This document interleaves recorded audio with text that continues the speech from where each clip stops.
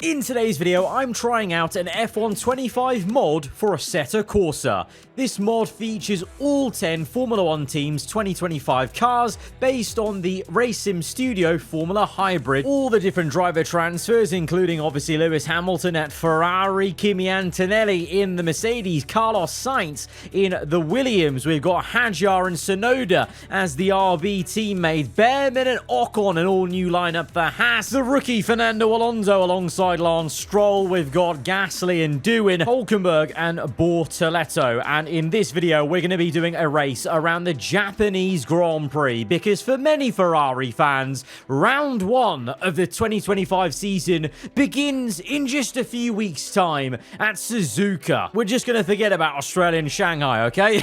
And for this race, we're going to be driving that beautiful white Red Bull, Racing Bull, from the back of the grid in a bit of a last question mark challenge here. And as I've been doing from time to time in these recent videos, with a wheel cam of my Thrustmaster T598 with the Ferrari F1 rim. Was tempted to drive in the Ferrari, but the RB is just beautiful as we try and navigate the slightly slower Assetto Corsa AIs per usual off the 5 red lights down into turn 1. We've already overtaken Liam Lawson, who had a pretty shocking qualifying once again here in this mod race. Down the order, we've got ahead of Doohan, Hulkenberg up into P16, getting to grips with this car, as it's actually the first time I've driven this specific Racing Studio Formula Hybrid, which I'll link down below in the description, along with all the 2025 livery mods, etc. As we try now, have a go at Pierre Gasly on the inside. It's an unfortunate tangling of the tyres, and as per usual, of course, myself and Pierre Gasly come together. Absolutely no love lost between myself and Pierre Gasly. Anytime we get on a Formula 1 track, the F1 game, Assetto Corsa, the base game, a mod, anytime myself and Pierre Gasly are together on a racetrack, it appears to be fireworks, absolutely. But we managed to make a very nice save, I do say so myself though, over the grass, full opposite lock, and just floating it over, keeping it going. And we've got 8 laps ahead of us, so we've got plenty of time to still make up some time. You can see on the map on the top right, things are still pretty damn close as Gasly gets slowed up very much so by Stroll in the Aston Martin. We get down the inside of Canadian, who will do very well though to defend, gets the elbows out, little bit of banging of the tyres, and we were nearly pushed off circuit, but we come back through with DRS available immediately from lap 2, and we get the move on the Aston. And now a bit of clean air to work with, chasing after Carlos Sainz in the first of the 2 Williams, and he's on the tail end of a little pack of cars. I think that's led by Kimi Antonelli. He may be struggling just a little bit here around Suzuka. It's never been the best track for a Mercedes car, and they did very well in Shanghai with the front limitation, but you can see he's very much holding up a big old train that very much actually emulates F1 24 in a very funny way, as we try and go around the outside of the Spaniard, dipping a tyre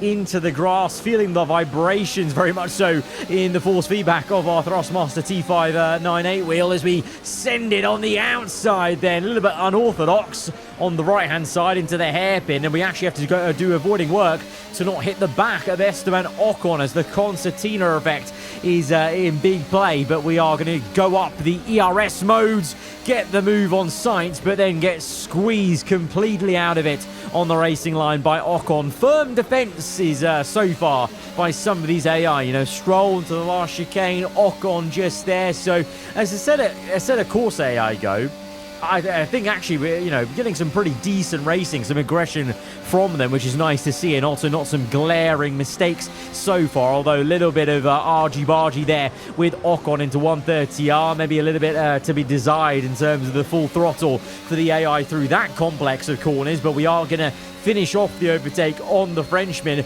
and then get onto the back of Fernando Alonso, who so far is not going to DNF in this race, but there's still time for him to make it 3 out of 3. Oh, sorry, I should say 1 out of 1. It's round 1 actually for Ferrari fans. But anyways, it seems like Antonelli still really quite slow, especially through this next section. Look at that. I think Hadjar actually getting caught up in that, and so I'm just trying to suss out the racing line here and try and find, yeah, there we go, that gap to go down the inside of not one, but maybe two, as we say ciao to Ollie Behrman and get up into P10, wrestling the car over the curb, trying to slow it down, just tucked up behind our teammate now, Hadjar, who is being held up an absolute treat by Kimi Antonelli. On the inside we go to the hairpin, open up the steering wheel and squeeze out our teammate up into P9, firmly into the points-paying positions in our RB from last place. And now going for the move on Antonelli, struggling for grip, but he comes back at us. He comes alive as he fights us, and Antonelli goes round the outside to come back at us on traction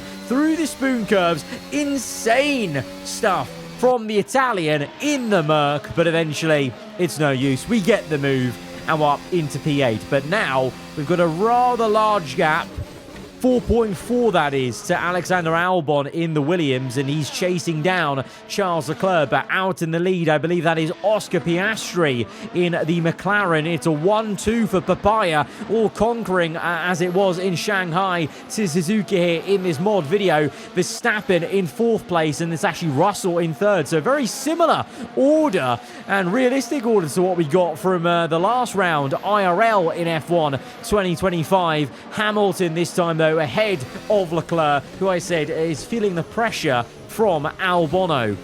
And whilst they're holding each other up a little bit with the dirty air off the Ferrari, we are gaining, we're managing our ERS to make sure we've got enough there to actually make the moves when we catch up, because it's one thing to catch, it's one thing to overtake, but Albon will do just that as the Atalassian Williams gets ahead and leads one of the Ferraris. It's a Ferrari sandwich with a Williams filling in the middle. Leclerc down the order, and he also looks a little bit slow now, just as Kimi Antonelli did. You know, he's harvesting quite a fair bit in this sector, so maybe just out of battery, and we actually have a real good run on him on the inside line for the left-hander. We get the move done, and now we set our sights on Albon. But it's been a very solid race so far, up to P7 from last place. The pace is there for maybe at least the top 6. I don't know where Hamilton's a little bit far, so I'm not too sure if we can get Hamilton. We're going to have to see. Might be a very last-minute thing. But we've got a good amount of energy saved up on the bottom right. You can see is